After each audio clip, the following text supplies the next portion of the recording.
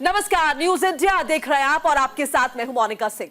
13 नवंबर को 13 राज्यों के 47 सीटों पर उपचुनाव होने, यूपी की 9 सीटों पर उपचुनाव होने और राजस्थान की 7 सीटों पर भी उपचुनाव होने। बंगाल, राजस्थान समेत 13 राज्यों में उपचुनाव होने। 23 नवंबर को उपचुनाव के नतीजे आएंगे। वायनाड लोकसभा सीट पर भी उपचुनाव होगा। यूपी में समाजवादी पार्टी के साथ चुनाव लड़ेगी कांग्रेस पार्टी। सपा के साथ सीटों के बंटवारे से खुश नहीं है कांग्रेस। राजस्थान में 7 सीटों पर अकेले लड़ेगी चुनाव। कांग्रेस ने 7 सीटों के लिए बनाई है खास रणनीति। देखिए, 13 नवंबर को 13 राज्यों के 47 सीटों पर उपचुनाव होना है, जिसे लेकर कांग्रेस की अलग रणनीति देखने को मिल रही है। एक तरफ यूपी में कांग्रेस समाजवादी पार्टी के साथ सीट बंटवारे को लेकर पूरी तरह से खुश नहीं है, लेकिन फिर भी समाजवादी पार्टी के साथ चुनाव लड़ रही है। दूसरी ओर राजस्थान की बात करें तो 7 सीटों पर कांग्रेस ने अलग से चुनाव लड़ने का बड़ा फैसला किया है। किसी के साथ भी गठबंधन न करने का कांग्रेस ने ऐलान करते हुए 7 सीटों के लिए अलग से रणनीति बनाई है। तो 13 नवंबर को मतदान होना है और 23 नवंबर को नतीजे आ जाएंगे। लेकिन बात आई इंडिया गठबंधन से जुड़ी, आपको बता रहे समाजवादी पार्टी के साथ जो सीटों को लेकर बंटवारा हो रहा है, उससे कहीं ना कहीं कांग्रेस पार्टी पूरी तरह से संतुष्ट नहीं है। देखिए, उत्तर प्रदेश में भी खींचतान चल रही है, हालांकि वहां पर कांग्रेस साथ मिलकर ही चुनाव लड़ रही है।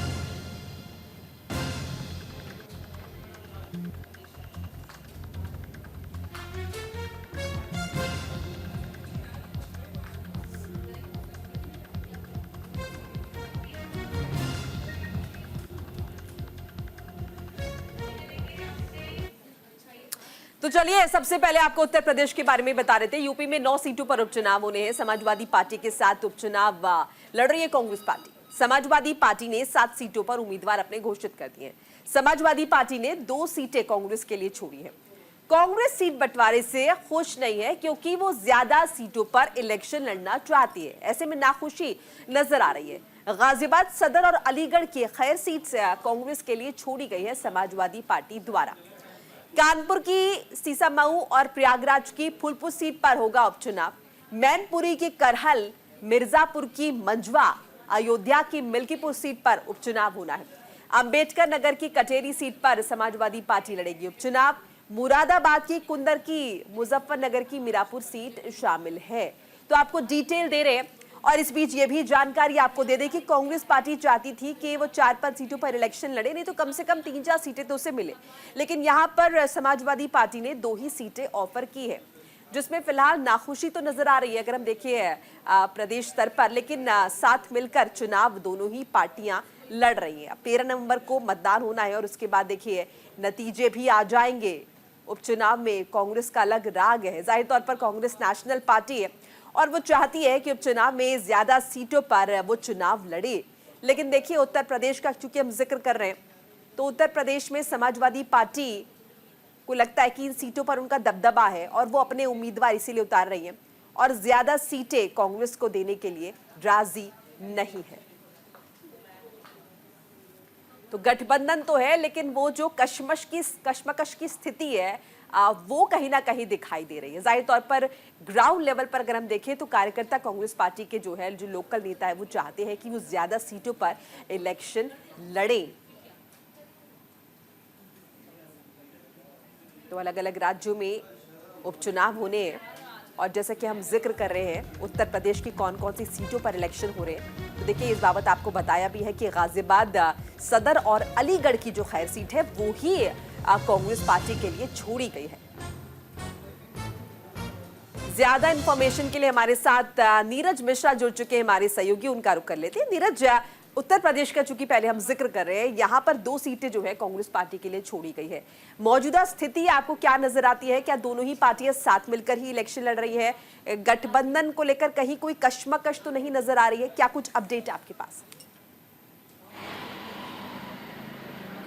जी देखिए, अखिलेश यादव लगातार राष्ट्रीय नेतृत्व के संपर्क में हैं कांग्रेस के, लेकिन कांग्रेस, उत्तर प्रदेश की जो कांग्रेस है या उत्तर प्रदेश की जो प्रदेश अध्यक्ष हैं, इनमें तालमेल अभी उतना अच्छा नहीं है दोनों पार्टियों में, क्योंकि अभी केंद्रीय नेतृत्व तय नहीं कर पा रहा है कि जो 2 सीटें कही जा रही हैं समाजवादी पार्टी कांग्रेस के लिए छोड़ रही है, उन 2 सीटों पर ही चर्चा हो रही है। अभी ये समाजवादी पार्टी ने अभी ये पूरी तरह से कंफर्म नहीं किया है कि ये 2 सीटें हम कांग्रेस के लिए छोड़ रहे हैं। हालांकि अभी उम्मीदवार नहीं खड़ा किया, इसलिए कयास लगाए जा रहे हैं कि ये 2 सीटें कांग्रेस को दे सकती है समाजवादी पार्टी। लेकिन अगर बात नहीं बनी तो कांग्रेस के हाथ खाली रहेंगे और कांग्रेस चाहता है कि वो सभी सीटों पर चुनाव लड़े, क्योंकि 2024 का जो इलेक्शन था उसमें कांग्रेस के 6 सांसद जीते और कांग्रेस अपनी इस जीत से उत्साहित भी है।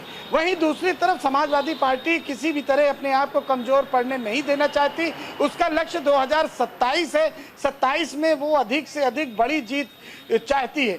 तो लिहाजा जो समाजवादी पार्टी के जो नेता हैं वो भी चाहते हैं कि गाजियाबाद और खैर जो 2 सीटों की चर्चा हो रही है वो वहां से चुनाव लड़ें। वो पहले भी चुनाव लड़ चुके हैं। तो तमाम प्रत्याशी अभी इस बात का जोर लगा रहे हैं कि समाजवादी पार्टी कोई सीट कांग्रेस को ना दे। जो लोकल लीडरशिप है वो चाहती है कि सभी सीटों पर समाजवादी पार्टी चुनाव लड़े, लेकिन अब केंद्रीय नेतृत्व तय करेगा और जो चीज केंद्रीय नेतृत्व तय करेगा वही प्रदेश नेतृत्व को मानना पड़ेगा। लेकिन फिलहाल अभी अंदर अंदर खटास जरूर है। जो नीरज, क्या हम ये माने कि जो 7:2 का जो रेशियो जिसका जिक्र अभी हो रहा था कि 7 सीटें समाजवादी पार्टी उन पर इलेक्शन लड़ेगी और 2 सीटें जो है वो कांग्रेस पार्टी को दी जाएंगी, अभी पुख्ता तौर पर ये सिनेरियो क्लियर नहीं है? बिल्कुल पुख्ता तौर पर अभी नहीं क्लियर है, क्योंकि अभी इस चीज की कोई घोषणा न कांग्रेस की तरफ से की गई है न ही समाजवादी पार्टी की तरफ से। ये एक कयास लगाए जा सकते हैं कि 2 सीटों पर अभी कांग्रेस ने प्रत्याशी नहीं, समाजवादी पार्टी ने प्रत्याशी नहीं दिए हैं, तो ये 2 सीटें कांग्रेस के खाते में जा सकती है। लेकिन कांग्रेस भी अपनी जीत से उत्साहित है और वो चाहती है कि सभी 9 सीटों पर जहां उपचुनाव हो रहा है उसके प्रत्याशी खड़े हों, उसके जो झंडे बैनर लगे। और यही कांग्रेस के नेता चाहते हैं कि हर जगह जाएं वो। अगर उनका झंडा बैनर पोस्टर नहीं लगेगा तो कांग्रेस पार्टी उत्तर प्रदेश में कैसे वापस आएगी? जिस तरह 90 के दशक में उत्तर प्रदेश में कांग्रेस पार्टी थी, अब वो धीरे धीरे चूंकि हाशिए पर चली गई थी, अब एक बार वापसी कांग्रेस पार्टी ने 2024 में की है, तो वो चाहती है कि ये सिलसिला बरकरार रहे और उनके राजस्थान की स्थिति भी जान लेते हैं। मैं आपका वापस रुक करूंगी। शैलेंद्र हमारे साथ जुड़ चुके हैं, हमारे सहयोगी। शैलेंद्र, उत्तर प्रदेश में तो हमने देख लिया, अब राजस्थान में अगर हम देखें तो कांग्रेस यहां पर अकेले ही उपचुनाव लड़ रही है, यानी कि कांग्रेस यहां पर गठबंधन धर्म का पालन नहीं कर रही है, क्या माने?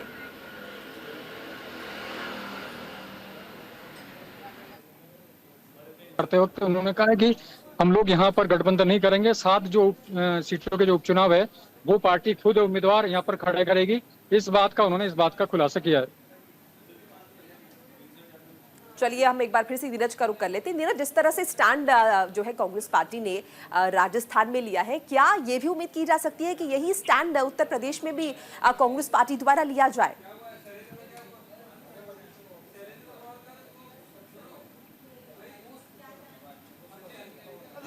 समाजवादी पार्टी अपने पार्टी को हर जगह फैलाना चाहती है, हर जगह चुनाव लड़ना चाहती है। लेकिन मध्य प्रदेश की बात कर लीजिए या फिर अभी महाराष्ट्र में जहां चुनाव होने हैं वहां अखिलेश यादव 15 सीट मांग रहे हैं, लेकिन उनकी बात नहीं सुनी जा रही। यानी कांग्रेस जहां मजबूत है वहां वो क्षेत्रीय दल को हाथ नहीं लगाना चाहती और जहां कमजोर है वहां वो क्षेत्रीय दल से आशा रखती है कि उसके साथ गठबंधन हो और उसको सीटें दी जाए। तो ये तमाम चीजों पर अभी केंद्रीय नेतृत्व दोनों पार्टियों का तय करेगा कि आखिर कांग्रेस ने किस तरह से समाजवादी पार्टी को महाराष्ट्र में सीट अगर देती है। कांग्रेस जो गठबंधन है, इंडिया गठबंधन जो कहा जा रहा है, अगर समाजवादी पार्टी को सम्मानजनक सीटें मिलती हैं और जगहों पर तो निश्चित तौर पर वो गठबंधन बरकरार रहेगा। लेकिन अगर समाजवादी पार्टी को सीट ही नहीं मिलेगी, जिस तरह से हरियाणा में समाजवादी पार्टी के साथ कोई गठबंधन नहीं हुआ, जम्मू कश्मीर में कोई गठबंधन नहीं हुआ, मध्य प्रदेश में कोई गठबंधन नहीं हुआ,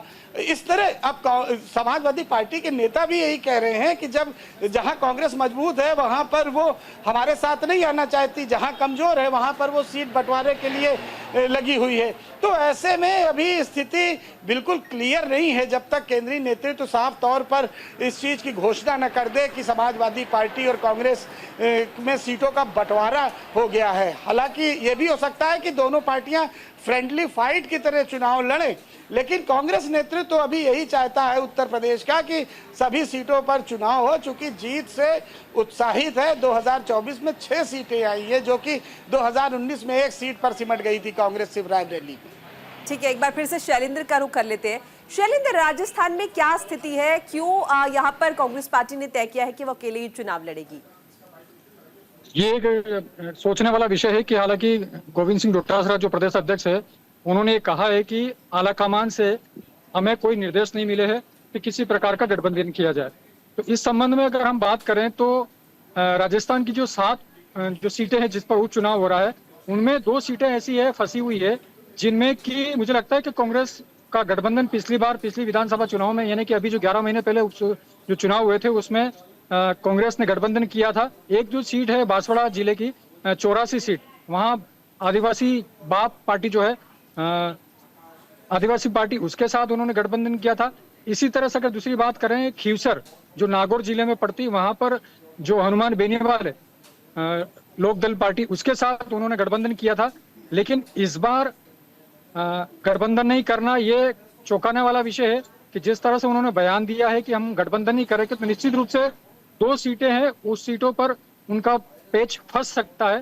तो इस पर उनको विचार करना होगा। संभवतः हो सकता है कि चुनाव के पहले जो प्रदेश अध्यक्ष गोविंद सिंह डोटासरा ने वो बयान दिया हो, बाद में ऊपर से आलाकमान से उनको कोई निर्देश मिले कि वापिस परिस्थितियों को देखकर, क्योंकि बीजेपी ने जो 7 जो सीटें हैं उस पर 6 पर अपने कैंडिडेट उम्मीदवार घोषित कर दिए हैं। ऐसे में कांग्रेस अभी तक उम्मीदवार अपने घोषित नहीं कर पाई है। तो संभव है कि अगर आलाकमान से फिर उनको कोई निर्देश मिलते हैं, तो फिलहाल तो उन्होंने अभी किसी तरह के गठबंधन से इनकार किया है। क्या ये माने प्रदेश स्तर पर कोई खींचतान देखने को मिल रही है खटास से दोनों पार्टियों के बीच, वो कोऑर्डिनेशन नहीं है? दोबारा सवाल पूछेंगे? जी, मैं कह रही हूँ प्रदेश स्तर पर जो है, क्या माने कि कुछ खटास जो है दोनों पार्टियों के बीच देखने को मिल रही है, गठबंधन में देखने को मिल रही है? नहीं, खटास वाला विषय तो शुरू से रहा ही है इनके साथ में, क्योंकि वो सबके अपने अपने विषय हैं। लगातार अगर खीवसर की बात करें, नागौर जिले के जो कि अभी सांसद बने हनुमान बेनीवाल, वो लगातार इससे पहले अशोक गहलोत और उनके बेटे के ऊपर आरोप लगाते रहे हैं। इसी तरह से अभी अगर यहाँ की बात करें तो सचिन पायलट एक खेमा है, गोविंद डोटासरा का एक अलग खेमा है, और जो पूर्व मुख्यमंत्री अशोक गहलोत उनका अलग खेमा है। तो तीनों पार्टियों के अपने अलग खेमे हैं। इस पार्टियों के अंदर जो तीनों नेता है, इसकी वजह से पार्टी के जो गठबंधन है, जैसे कि बाप पार्टी जो है बांसवाड़ा की 84 की जो सीट है वो आदिवासी पार्टी है, वहां के जो राजकुमार रोत जो कि सांसद बन गए हैं, उनकी भी इस पार्टी के साथ कुछ विषयों पर नहीं बन रही है। तो एक खटास वाला विषय निश्चित रूप से सामने आया है। बिल्कुल, नीरज भी हमारे साथ लगातार बने हुए। नीरज, अब आपको क्या लगता है उपचुनावों में जो स्थिति देखने को मिल रही है इंडिया गठबंधन की, इसका असर आने वाले जब चुनाव होंगे 2027 में उन पर भी पड़ेगा, या फिर ये माने कि आई इंडिया गठबंधन महज लोकसभा चुनाव 2024 के लिए बनाया गया था? जी, अभी तो देखिए ये कहना मुश्किल है कि अभी गठबंधन होगा कि नहीं होगा। ये चीजें अभी तय होंगी जब महाराष्ट्र की सीटों में समाजवादी पार्टी को हिस्सेदारी मिलेगी। अगर समाजवादी पार्टी को हिस्सेदारी नहीं मिलेगी तो समाजवादी पार्टी उत्तर प्रदेश में मजबूत दल है और कांग्रेस से कहीं ज्यादा मजबूत है।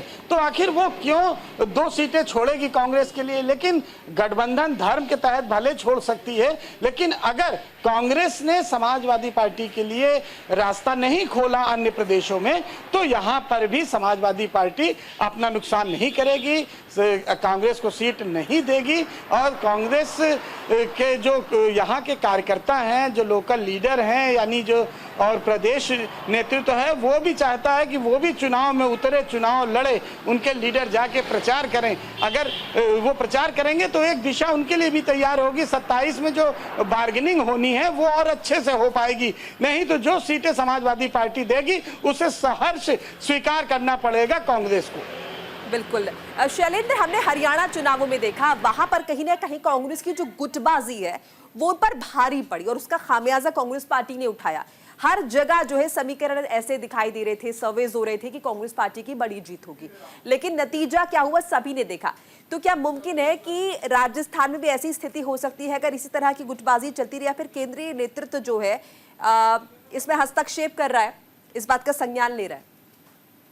जी बिल्कुल सही बात है कि हरियाणा चुनाव के बाद दो विषय जो आपने कहे उसमें से एक विषय है कि हरियाणा चुनाव के बाद जिस तरह से पार्टी बीजेपी ने जो जीत हासिल की है उसके बाद यहाँ के बीजेपी के कार्यकर्ताओं में उत्साह तो है ही है, और उसी तरह से वहां पर जो गुटबाजी नजर आई है पार्टी में। मैंने आपको जैसे अभी बताया कि 3 गुट बने हुए हैं, प्रदेश अध्यक्ष गोविंद सिंह डोटासरा, सचिन पायलट और अशोक गहलोत।